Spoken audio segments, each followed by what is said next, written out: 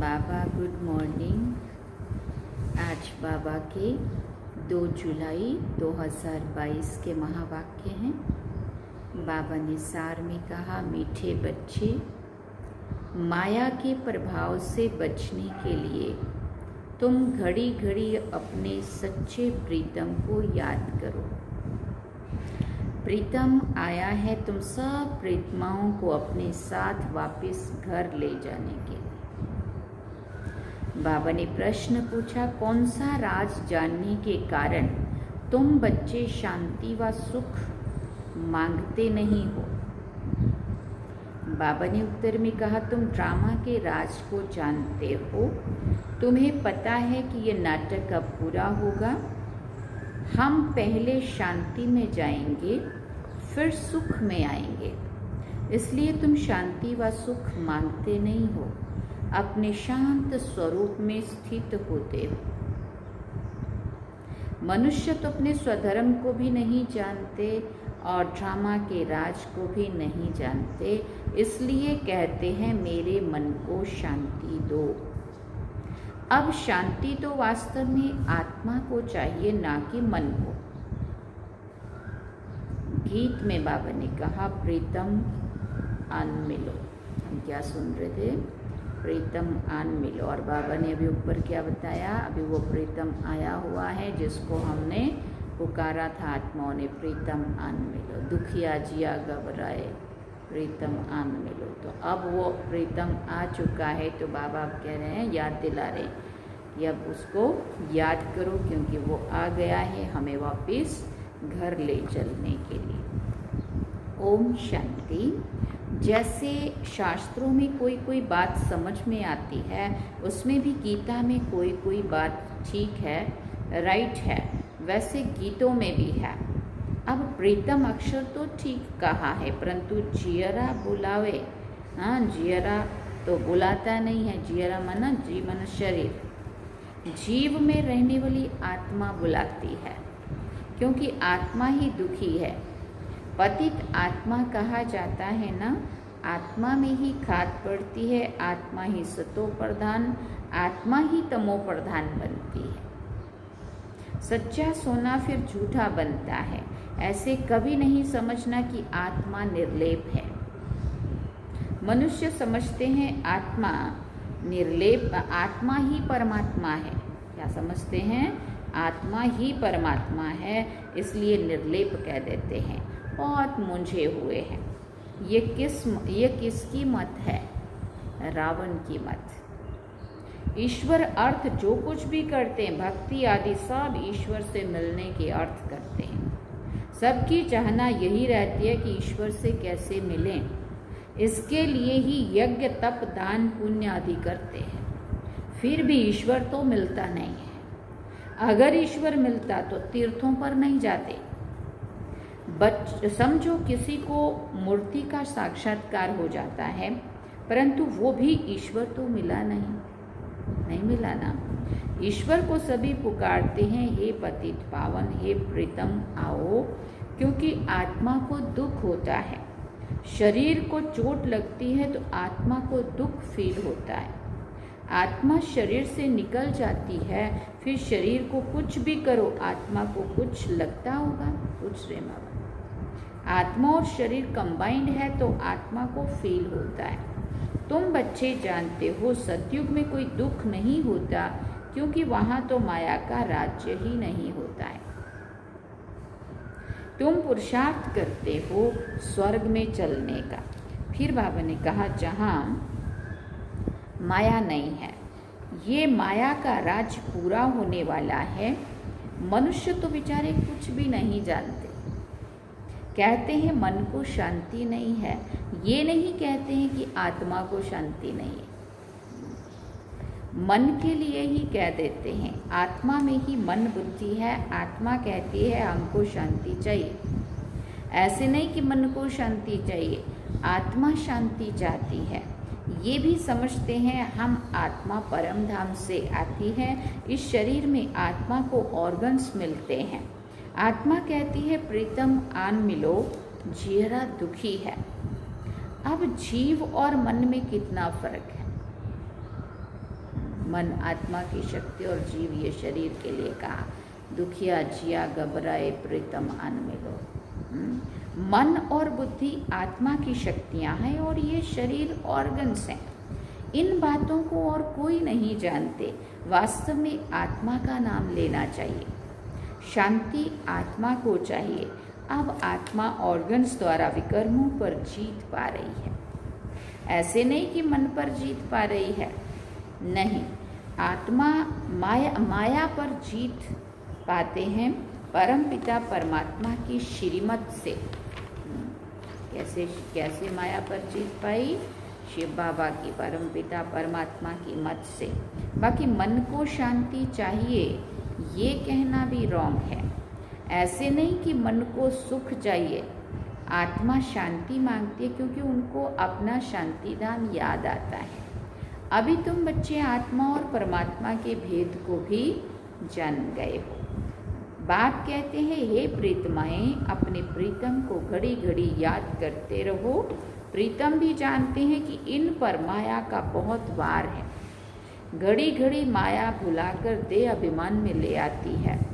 आत्मा को पहचान मिलती है, हम शांत स्वरूप हैं। आत्मा का स्वधर्म है ही शांति। स्वधर्म को भूल आत्मा दुखी होकर पुकारती है, हमको शांति चाहिए, मुक्ति चाहिए। शांति के बाद फिर है सुख। सन्यासी तो ड्रामा के राज को जानते नहीं है, शांति देश को भी नहीं जानते। तो तुमको पक्का पक्का निश्चय है कि हम आत्मा परम धाम की रहने वाली हैं। हमने 84 जन्मों का पार्ट बजाया, अब पार्ट पूरा हुआ है। ये आत्मा कहती है प्रीतम हमको मिला है। भक्ति मार्ग में सब प्रीतम को याद करते हैं। सच्चा प्रीतम एक है, एक का ही नाम लेते हैं। तुम सब समझते हो हमको प्रीतम मिला हुआ है। अभी इस साधारण तन में बैठे हैं, इनका नाम ब्रह्मा है। तुम ब्रह्मा कुमार कुमारियां हो, सबको ये समझाओ। ब्रह्मा कुमार कुमारियों के आगे प्रजापिता अक्षर ना आने से ये मूंझ हो जाती है। प्रजापिता अक्षर ना होने से मनुष्य समझ नहीं सकते हैं। प्रजापिता को तो सब जानते हैं, ब्रह्मा को फिर सूक्ष्म वतनवासी समझ लेते हैं। तुम प्रजापिता के ब्रह्मा कहेंगे तो समझेंगे प्रजापिता ब्रह्मा कुमार कुमारियां बरोबर है। इसलिए पूछा जाता है प्रजापिता से तुम्हारा क्या संबंध है। पिता अक्षर तो पहले से ही है। शिव को परम पिता परमात्मा कहते हैं। अब तुम जान गए हो कि एक है पारलौकिक पिता और दूसरा है प्रजापिता। लौकिक बाप को तो जानते ही हैं। तुमने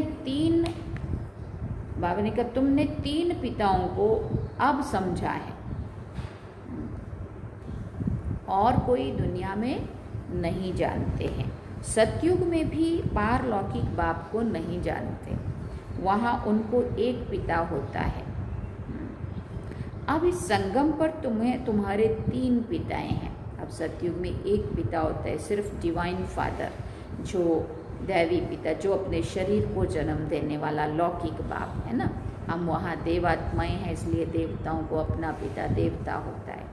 ना वहाँ आत्मा के पिता परमात्मा को जानते हैं और ना ही हम प्रजापिता ब्रह्मा को जानते हैं, ना ही हम ब्रह्मा कुमार होते हैं ना। देवताएं होते हैं और दैवी पिता को, अपने लौकिक पिता को जानते हैं। अभी बाबा कहते संगम युग पर तुम 3 पिताओं को जानते हो। आत्मा का पिता परमात्मा भी जानते हो और इस देह काल पिता लौकिक पिता भी सबको अपना अपना पता है। और तीसरा हो गया जब हम अलौकिक जन्म होता है, शिव बाबा को हम पहचानते हैं ब्रह्मा बाबा के द्वारा, है ना। तो ब्रह्मा बाबा हमारा अलौकिक पिता होता है। तो ये तीनों ही पिताएं संगम पर हो सकते हैं, फिर कभी हो ना सके। एक है ऊंच ते ऊंच बाप जिससे वर्षा मिलता है। दूसरा बच्चा ब्रह्मा जिससे बच्चों को अडॉप्ट करता हूँ। ब्रह्मा मुख वंशावली हो गए। फिर बाबा ने कहा ब्रह्मा मुख वंशावली गाए हुए हैं ना, वो ब्राह्मण लोग सिर्फ कहते हैं हम ब्रह्मा की औलाद हैं, परंतु ऐसे नहीं समझते कि हम ब्रह्मा की मुख वंशावली हैं। वो तो है ही कुख वंशावली। मुख वंशावली सिर्फ इस समय ही होते हैं। शिव के लिए मुख वंशावली नहीं कहेंगे। उनको सब फादर मानते हैं। 3 पिताएं हैं, शिव बाबा की और प्रजापिता ब्रह्मा की सभी संतान हैं। लौकिक में तो है ही, तो ये पक्का याद करना चाहिए। फिर समझाया जाता है परम पिता शिव बाबा का कोई बाप टीचर नहीं है। ये भी उस बाप को याद करते हैं, वही परम पिता भी है, परम शिक्षक भी है।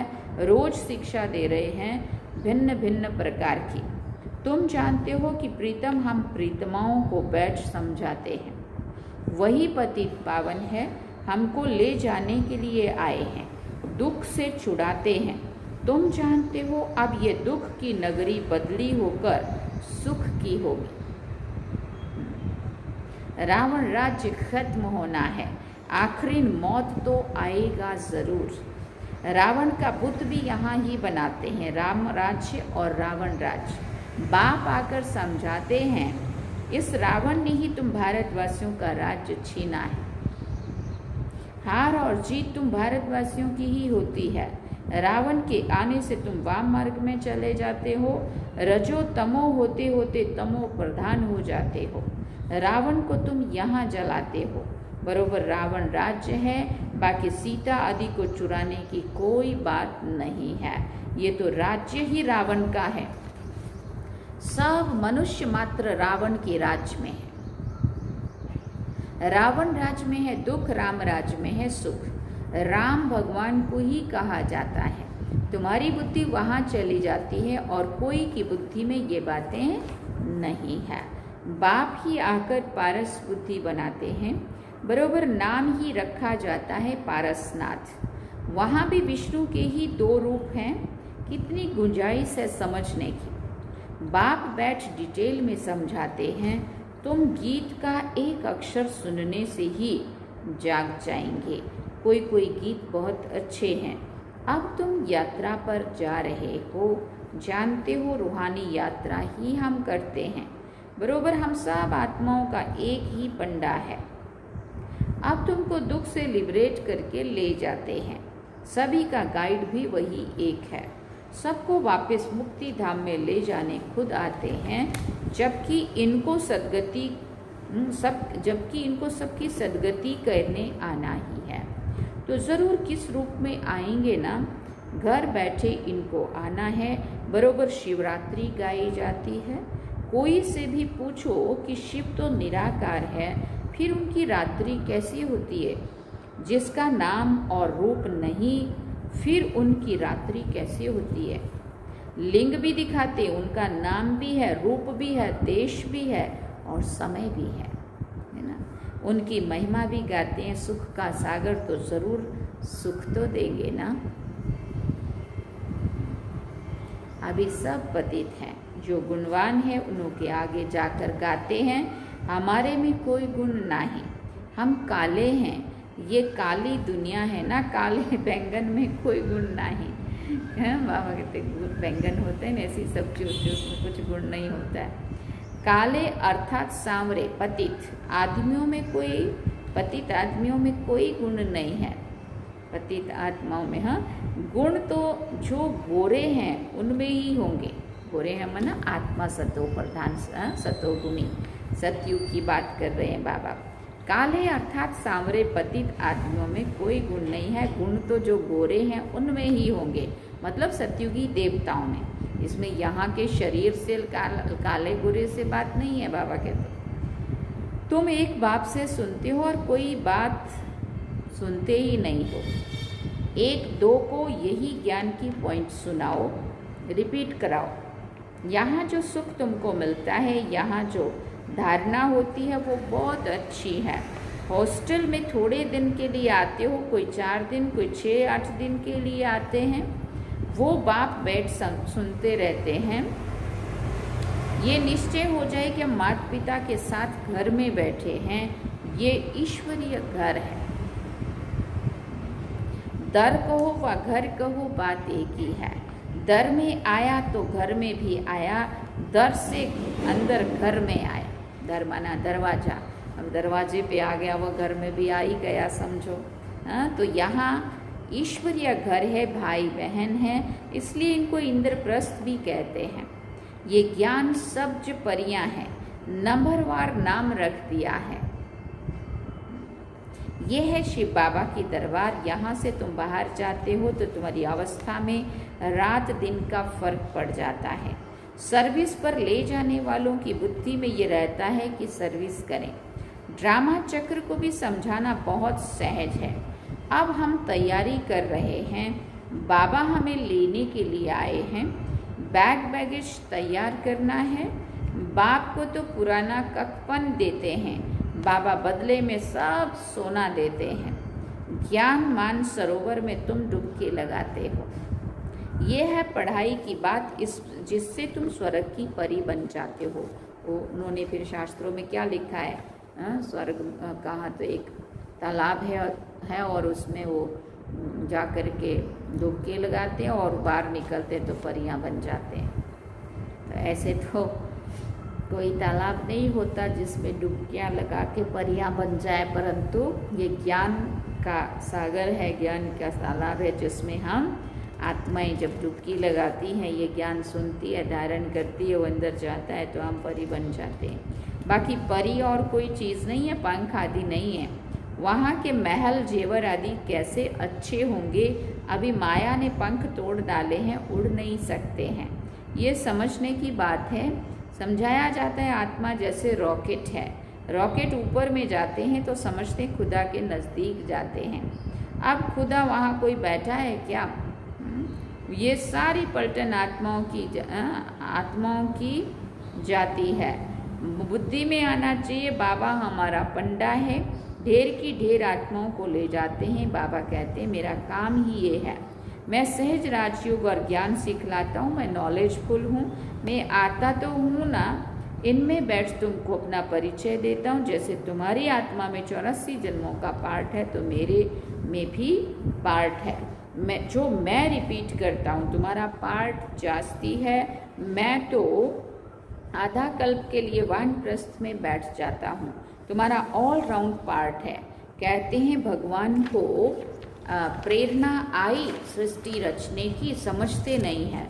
बाप कहते हैं मेरा पार्ट आता है तो मैं इस साधारण तन में आकर तुमको राजयोग सिखाता हूँ। मैं गर्भ में तो आऊँगा नहीं, ज़रूर मनुष्य तन में ही आकर राजयोग सिखलाऊंगा या कच मच में आऊँगा। पूछ रहे हैं बाबा मैं पतित को पावन कैसे बनाता हूँ, ये भी तुम बच्चे जानते हो। शिक्षा बैठकर देता हूँ, परमपिता परमात्मा आकर सहज राजयोग और ज्ञान सिखलाकर विश्व का मालिक बनाते हैं। इनको जादूगर भी कहते हैं क्योंकि नरक को स्वर्ग बना देते हैं।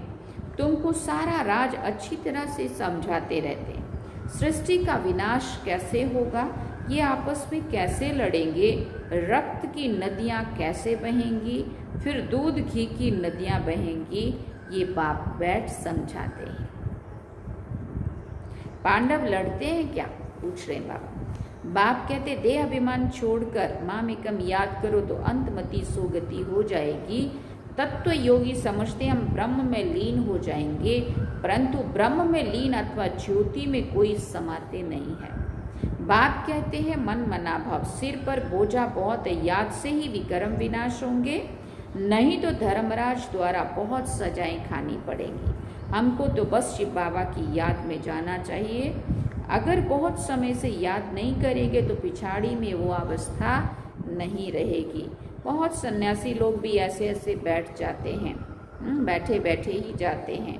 भक्तों की महिमा भी कोई कम नहीं है, फिर भी पुनर्जन्म तो सबको लेना ही है।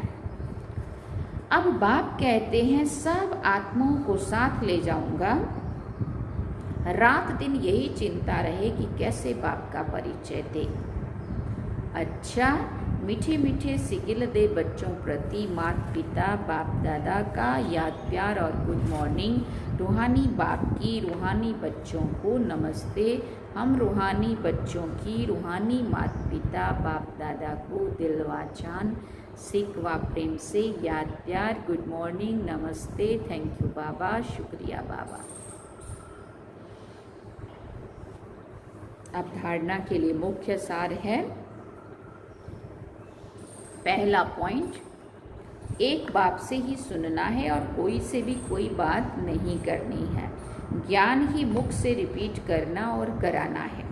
दूसरा पॉइंट, बाप के साथ वापस जाना है, इसलिए पुराना कखपन देकर बैगेज ट्रांसफ़र कर देना है।